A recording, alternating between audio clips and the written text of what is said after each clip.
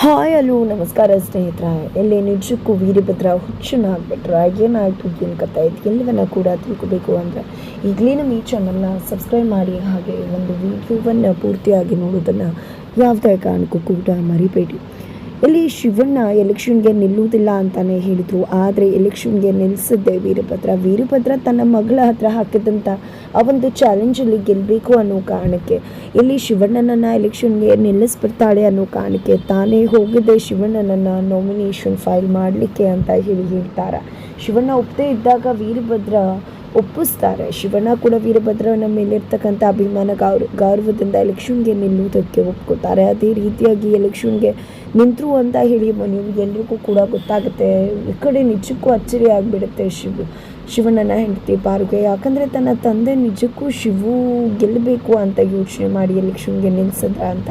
But ಅವರ ಮಕ್ಕಳಾಗಿರೋದ್ರಿಂದ ಅಪ್ಪ ಏನು ಅನ್ನೋದು ಆಕೆಗೆ ತುಂಬ ಚೆನ್ನಾಗಿ ಗೊತ್ತು. ಹಾಗಾಗಿ ಆಕೆ ಅಪ್ಪನ ಮಾತನ್ನು ನಂಬೋದಿಲ್ಲ. ಇದರಿಂದ ಬೇರೆ ಏನೋ ಕುತಂತ್ರ ಅಡುಗೆ ಕೂತಿದೆ ಅಂತಾನೆ ತಿಳ್ಕೊತಾಳೆ. ಅದೇ ರೀತಿಯಾಗಿ ಕ್ಯಾಂಪೇನನ್ನು ಮಾಡ್ತಕ್ಕಂಥ ಸಂದರ್ಭದಲ್ಲಿ ಇಲ್ಲಿ ಶಿವಣ್ಣನ ಬಳಿಗೆ ಬಂದಂಥ ವೀರಭದ್ರ ಮತ್ತೊಮ್ಮೆ ಮತ್ತೊಂದು ಸುಳ್ಳನ್ನು ಹಿಡಿಯೋದ್ರ ಮುಖಾಂತರ ಇಲ್ಲಿ ಶಿವಣ್ಣನನ್ನು ಕೆಟ್ಟಾಗಿ ಬೀಳಿಸೋದಕ್ಕೆ ಮುಂದಾಗ್ತಾರೆ. ಬಟ್ ಯಾವುದೂ ಕೂಡ ವರ್ಕೌಟ್ ಆಗೋದಿಲ್ಲ. ಫೈನಲಿ ಶಿವಣ್ಣ ಭರ್ಜರಿಯಾಗಿ ಆ ಒಂದು ಎಲೆಕ್ಷನ್ ಕ್ಯಾಂಪೇನನ್ನು ಮಾಡ್ತಾರೆ. ಈ ಕಡೆ ವೀರಭದ್ರ ಕೂಡ ಸೋತು ಸುಳ್ಳಾಗೆ ಅಟ್ಲೀಸ್ಟ್ ಎಲೆಕ್ಷನಲ್ಲಾದರೂ ಗೆಲ್ಲಬೇಕು ಅಂತ ಹೇಳಿ ಹಠ ತೊಟ್ಟು ಇಲ್ಲಿ ಕಾಯ್ತಾ ಇದ್ದಾರೆ. ಕೊನೆಗೂ ಎಲೆಕ್ಷನ್ ದಿನ ಬಂದೇ ಬಿಟ್ಟಿದೆ. ಇಲ್ಲಿ ಮನೆಯಲ್ಲಿರ್ತಕ್ಕಂಥ ಅವರ ಇಬ್ಬರು ಹೆಂಡತಿಯರು ಕೂಡ ಶಿವಣ್ಣಂಗೆ ಊಟಾಗ್ತೀನಿ ಅಂತ ಹೇಳ್ತಾರೆ. ಹಾಗಾಗಿ ಇವರ ಓಟ್ ಯಾವುದೇ ಕಾರಣಕ್ಕೂ ಶಿವಣ್ಣಂಗೆ ಬೀಳಬಾರ್ದು ಅಂತ ಹೇಳಿದೆ ಅವರನ್ನ ಬೆರಳಿಗೆ ಇಂಕನ್ನು ಹಾಕೋದ್ರ ಮುಖಾಂತರ ಊಟ ಆಗ್ತಕ್ಕಂಥ ಅಧಿಕಾರವನ್ನೇ ಕಿತ್ಕೊಂಡ್ಬಿಡ್ತಾರೆ. ಬಟ್ ತನ್ನ ಸೊಸೆ ರತ್ನಾಗೆ ಅವಕಾಶವನ್ನು ಮಾಡಿಕೊಡ್ತಾರೆ.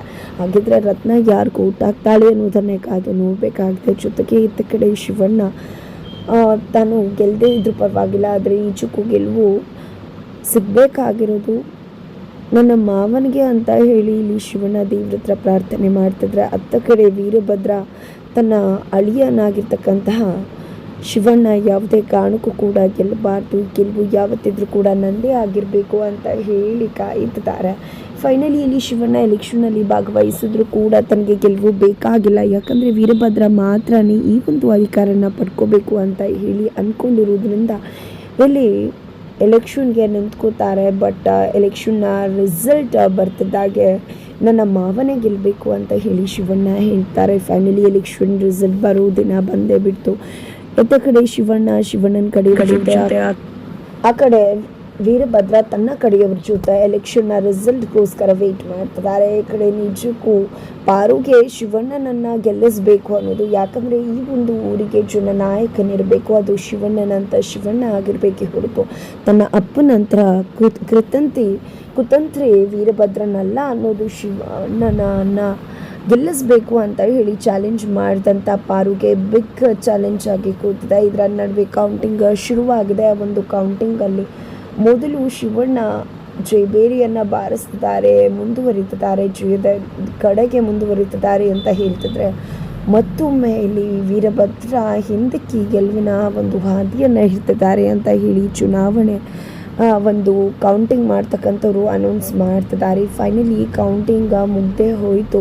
ಈ ಬಾರಿ ವಿನ್ನರ್ ಆಗಿರುವುದು ಬೇರೆ ಯಾರು ಅಲ್ಲ, ಅದು ವೀರಭದ್ರ ಅವರ ಅಳಿಯ ಶಿವು ಅಂತ ಹೇಳಿ ಅನೌನ್ಸ್ ಮಾಡ್ತಾರೆ. ವಿಶ್ವನ ಕೇಳಿದ್ದೆ ನಿಜಕ್ಕೂ ಕೂಡ ಕುಸಿದು ಹೋಗ್ಬಿಡ್ತಾರೆ ವೀರಭದ್ರ. ಏನಿದು ಈ ರೀತಿ ಆಗೋಯ್ತಲ್ಲ ಅಂತ ಹೇಳಿ ನಿಜಕ್ಕೂ ಈ ವಿಶ್ವ ಕೇಳಿದ್ದೆ ಪಾರು ಕುಣಿದು ಕುಪ್ಪಳಿಸ್ತಿದ್ದಾರೆ. ಎಲ್ಲ ಜನಗಳು ಕೂಡ ಶಿವಣ್ಣನಿಗೆ ಆಹಾರವನ್ನು ಹಾಕೋದು ಮುಖಾಂತರ ಜೈಬೇರಿಯನ್ನು ಬಾರಿಸ್ತಿದ್ದಾರೆ. ಆದರೆ ಇಲ್ಲಿ ಶಿವುಗೆ ಯಾವುದೇ ರೀತಿಯಲ್ಲೂ ಈ ಅಧಿಕಾರದ ಚುಕ್ಕಾಣಿ ಹಿಡಿಬೇಕು ಅಂತ ಹೇಳಿ ಅನಿಸಿರಲಿಲ್ಲ, ಗೆಲ್ತಾರೆ ಅಂತ ಕೂಡ ಅಂದ್ಕೊಂಡಿರಲಿಲ್ಲ. ಬಟ್ ಕೊನೆಗೂ ಕೂಡ ಇಲ್ಲಿ ವೀರಭದ್ರನ ಮುಂದೆ ಶಿವಣ್ಣ ಎದುರಾಳಿಯಾಗಿ ನಿಂತು ಕೊನೆಗೂ ಜನಗಳ ಒಂದು ವಿಶ್ವಾಸವನ್ನು ಗಳಿಸ್ಕೊಂಡು ಜನನಾಯಕನಾಗಿದ್ದಾರೆ ಅಂತ ಹೇಳ್ತಾರೆ. ಆದರೆ ಇದು ವೀರಭದ್ರನಿಗೆ ಸ್ವಲ್ಪ ಕೂಡ ಇಷ್ಟ ಆಗೋದಿಲ್ಲ. ಯಾಕಂದರೆ ತಾನೇ ಗೆಲ್ತೀನಿ ಅಂತ ಹೇಳಿ ತುಂಬ ವಿಶ್ವಾಸದಿಂದ ಇದ್ದರು. ಯಾವುದೇ ಕಾರಣಕ್ಕೂ ಶಿವನಿಗೆ ಓಟಂತೂ ಬೀಳುವುದಿಲ್ಲ ಅಂತ. ಆದರೆ ಕೊನೆಗೂ ಶಿವಣ್ಣ ಗೆದ್ದಿದ್ದಾರೆ. ಈ ಗೆಲುವನ್ನು ಅರ್ಗಿಸ್ಕೊಳ್ಳೋದಕ್ಕೆ ಸಾಧ್ಯ ಆಗ್ತಿಲ್ಲ. ವೀರಭದ್ರ ಅವರಿಂದ. ವೀರಭದ್ರ ಅವರೇ ಆಡಿಸಿ ಬೆಳೆಸಿರೋ ಮಗ ಆಗಿದ್ರು ಕೂಡ ಒಂದು ವೀರಭದ್ರ ಅದು ಸ್ವಲ್ಪ ಕೂಡ ಇಷ್ಟ ಆಗೋದಿಲ್ಲ. ನಿಜಕ್ಕೂ ಇಲ್ಲಿ ಶಿವಣ್ಣನನ್ನು ಬದ್ಧ ವೈರಿ ಥರ ನೋಡ್ತಾರೆ ವೀರಭದ್ರ. ಆದರೆ ಶಿವಣ್ಣನ ಮುಂದೆ ಮಾತ್ರ ತುಂಬ ಚೆಂದ ನಾಟಕ ಮಾಡ್ತಾರೆ. ಈ ಕಡೆ ಶಿವಣ್ಣ ಗೆದ್ದಿರೋ ವಿಷಯವಾಗಿ ವೀರಭದ್ರ ಅವರು ತುಂಬ ಅಂದರೆ ತುಂಬಾ ತಲೆ ಕೆಡಿಸ್ಕೊಂಡಿದ್ದಾರೆ. ಹಾಗಾಗಿ ಇಲ್ಲಿ ಶಿವಣ್ಣ ಒಂದು ಸಂಭ್ರಮವನ್ನು ಕೂಡ ಸಂಭ್ರಮಿಸೋದಕ್ಕೆ ಸಾಧ್ಯ ಆಗ್ತಿಲ್ಲ. ಇತ್ತ ಕಡೆ ಅವರ ಆಶೀರ್ವಾದ ತಗೋಬೇಕು ಅಂತ ಹೇಳಿ ಶಿವು ಮುಂದಾಗ್ತಾರೆ. ಬಟ್ ಜಿ ಪಿ ಆಶೀರ್ವಾದ ಕೂಡ ಮಾಡದೆ ಅಲ್ಲಿಂದ ಹೊರಟು ಬಿಡ್ತಾರೆ.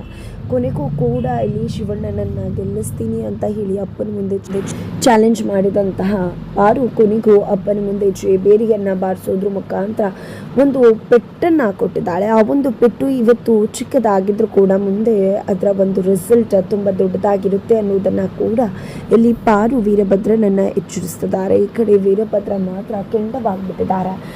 ಇಷ್ಟೆಲ್ಲ ಆಯಿತು ಅಂದರೆ ಅದಕ್ಕೆಲ್ಲ ಕಾರಣ ನನ್ನ ಮಗಳಿಂದಾನೇ ಇಷ್ಟೆಲ್ಲ ಆಗ್ತಿರೋದು.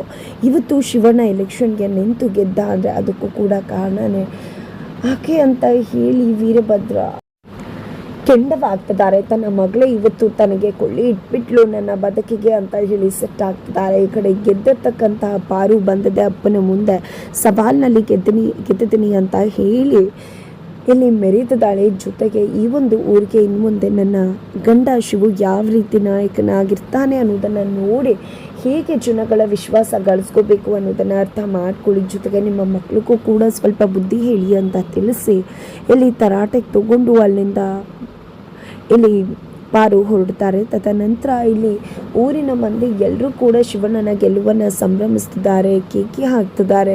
ಜನಗಳ ಮಧ್ಯದಲ್ಲಿ ನಿಜಕ್ಕೂ ಆ ಒಂದು ಖುಷಿಯನ್ನು ಸಂಭ್ರಮಿಸೋಕ್ಕಾಗದ ರೀತಿಯಲ್ಲಿ ಇಲ್ಲಿ ಶಿವಣ್ಣ ಜನಗಳ ಮಧ್ಯೆ ಇದ್ದಾರೆ. ಬಟ್ ಆದರೂ ಕೂಡ ಅವರ ಮನಸ್ಸು ವೀರಭದ್ರನ ಬಗ್ಗೆನೇ ಯೋಚಿಸ್ತಾ ಇರುತ್ತೆ. ಯಾಕಂದರೆ ತನ್ನ ಮಾವನಿಗೆ ರಾಜಕೀಯ ಅಂದರೆ ಎಂಥ ಇಷ್ಟ ಅಂಥದ್ರಲ್ಲಿ ಈ ರೀತಿ ತೆಗೆದುಕೊಂಡು ಬಂದಿದ್ದಾರೆ ಅಂದರೆ ಖಂಡಿತವಾಗ್ಲೂ ಏನು ಹೇಳಬೇಕು ಅಂತ ಕೂಡ ಗೊತ್ತಾಗ್ತಿಲ್ಲ. ಜೊತೆಗೆ ಇಲ್ಲಿ ಪಾರು ಹೇಗೆ ತನ್ನ ತಂದೆ ವೀರಭದ್ರನ ಜೊತೆ ಚಾಲೆಂಜ್ ಹಾಕಿ ಗೆದ್ಲು, ಅದೇ ರೀತಿ ಇಲ್ಲಿ ವೀರಭದ್ರನ ಮುಂದೆ ಗೆದ್ದಿರ್ತಕ್ಕಂಥ ಶಿವು ವೀರಭದ್ರನ ಮುಂದೆ ಮಾತನಾಡೋದಕ್ಕೆ ಮುಂದಾಗ್ತಾರೆ. ವೀರಭದ್ರ ಮನಸ್ಸಲ್ಲಿ ದೊಡ್ಡ ಯುದ್ಧವನ್ನೇ ಸಾರಿದ್ದಾರೆ. ಶಿವಣ್ಣನ ವಿರುದ್ಧ ಶಪಥ ಮಾಡಿದ್ದಾರೆ, ಶಿವಣ್ಣನ ಬದುಕನ್ನೇ ಅಲುಗಾಡಿಸ್ತೀನಿ ಅಂತ ಹೇಳಿ. ಆದರೆ ಮನೆಗೆ ಬಂದ ಶಿವನ ಮುಂದೆ ತುಂಬ ಚೆಂದ ನಾಟಕ ಮಾಡ್ತಿದ್ದಾರೆ.